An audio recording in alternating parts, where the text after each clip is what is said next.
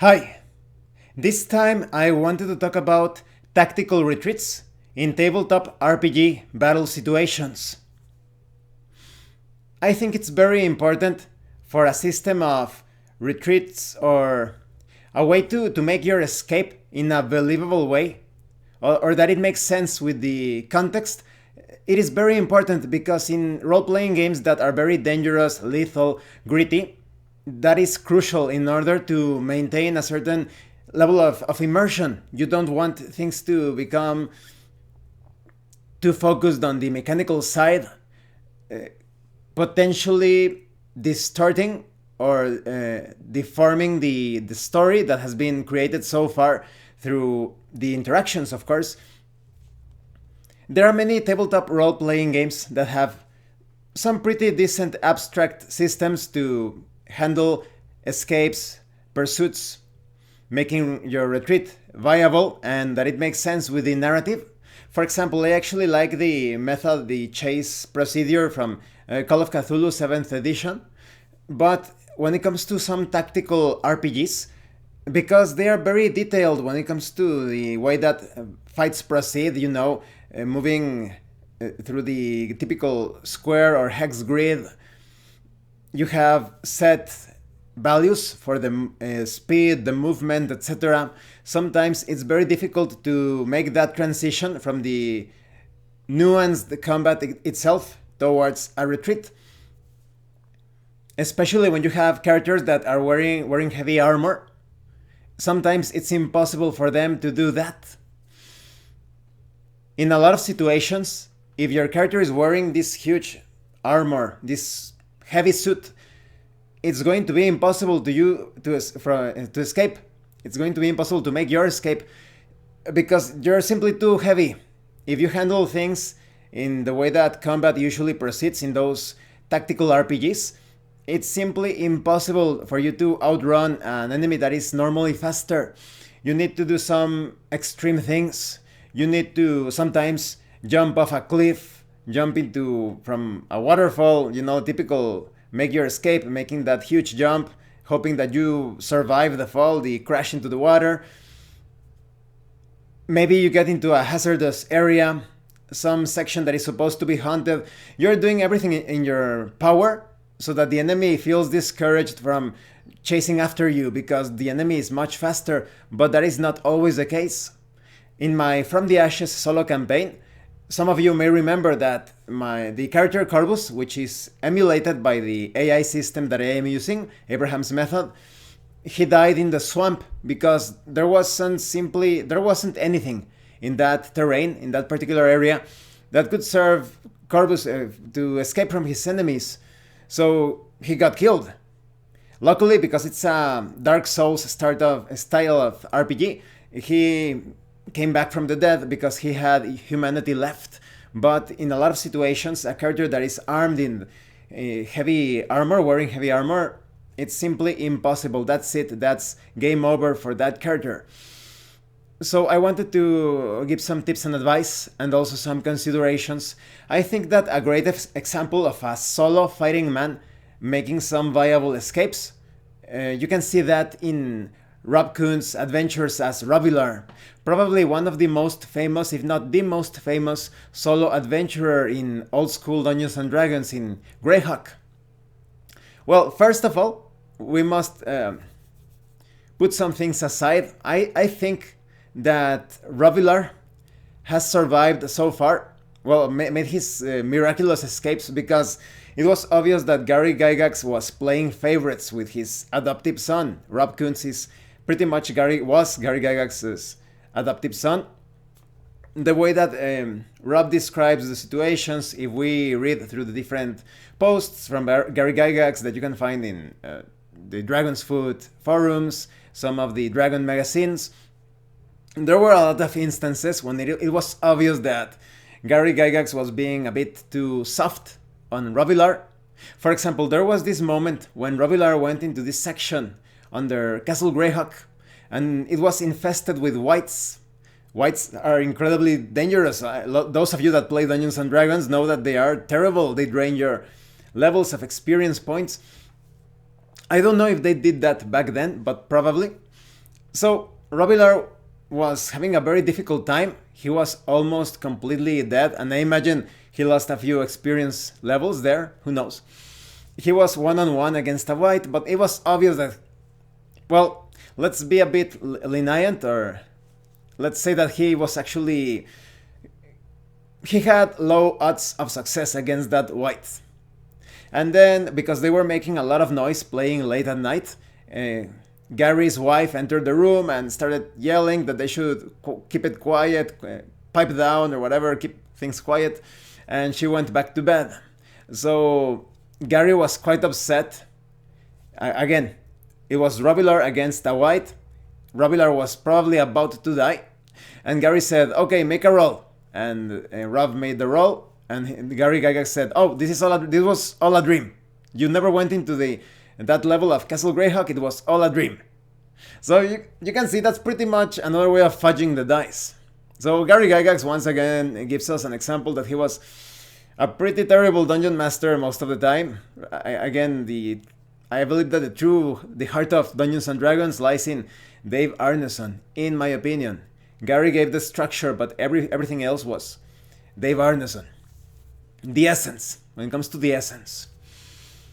But putting that aside, there are a lot of moments when Robilar made miraculous escapes, because even though he was a fighting man, he always used to wear like lighter armor. He didn't wear heavy plate everywhere. Oftentimes he had this, as I understand it, if there are some historians in the comments, please let me know if this is incorrect, but as I understand it, he was always like wearing the lighter suits of armor to make those escapes.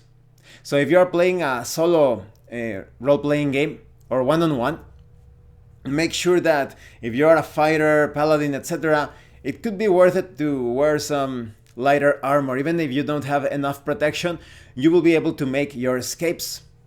But let's move on to making an escape as a member of a party.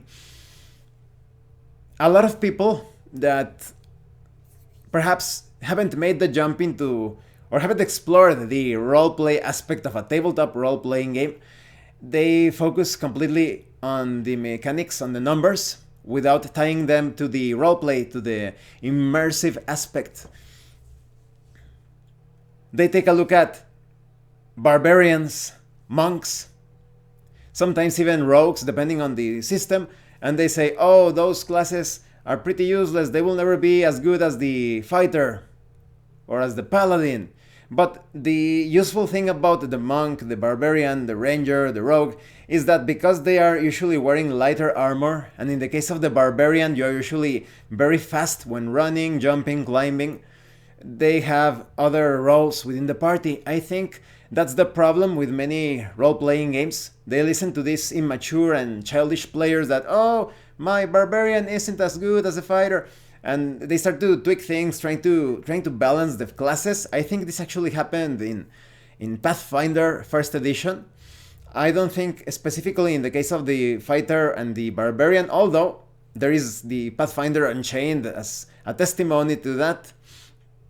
So it's all about how you play the character, because oftentimes the barbarian can actually surpass the fighter. When the barbarian is under the effect of rage, you are superior to the fighter, especially if you have magic items, armor, etc. You can surpass the fighter considerably, but when the rage is over, yes, then you're in trouble. The fighter is superior to in that situation. But like I said, you usually use barbarians, monks, rangers, rogues to kill, for example, glass cannons in the enemy force, because in the case of the barbarian, you are very fast, you can climb, you can jump, superior to the other members of the party. This also applies to the monk, although the monk is a bit more fragile. You can make it to the middle of the enemy force, assassinate the wizard or the caster, perhaps even some flankers, rogues, etc., and go back behind the safety of the armor provided by the fighter, or in some cases the cleric, it depends. So it's all about how you play your class, and put a focus on that, making that marriage between roleplay and the game, playing a role, playing a game, That way you can come up with some creative solutions. So when it comes to making your getaway, even though in combat situations you want the fighter, the paladin, to be up front, taking the brunt of the attacks, the blows, when it comes to a retreat, you want those to make their escape first, and you want the lighter classes to stay behind. Obviously, not the casters unless they are really good and they have a lot of spells when it comes to illusions, mirror image, some spells that make the enemy go slower, like slow, some sort of web effect. In the case of nature-based casters, you can entangle the opponents. That way you're going to make the escape possible, but classes such as the monk, the ranger, the barbarian, the rogue, because they can take a bit more punishment when compared to casters, and because they are not as slow as clerics because of their armor, usually, not always, but usually, they are perfect to catch the enemy's attention. So let's say that the fighter is quite injured, you see that you cannot win this fight. You cannot do it. And because you want the fantasy to be somewhat realistic, you want encounters that are dangerous, that present that danger, that excitement, because the game master should keep things fair when it comes to the rules, but not necessarily when it comes to encounters. That's just like in real life, and even in fiction, there are some moments where the heroes need to make their escape.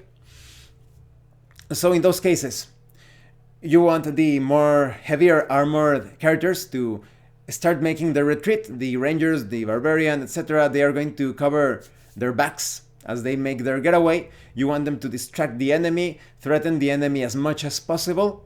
And once the fighter, the cleric, in their full plate, they have made a considerable distance, then you start to make your escape. And I would recommend that in this case, as a game master, referee, dungeon master, you apply some ruling, some subsystems on the fly, unless you have a prepared system to handle retreats, escapes, chases, all of that. You should handle things in an abstract way. So now the ranger and the barbarian say something like, okay, now we are going to make our escape. So handle things as a series of simple checks, and perhaps, of course, putting emphasis on the roleplay, the description of the barbarian and the ranger, or rather the players controlling those classes. So the player could say something like, as I'm making my escape, I'm going to look back every now and then and shoot an arrow at the enemy.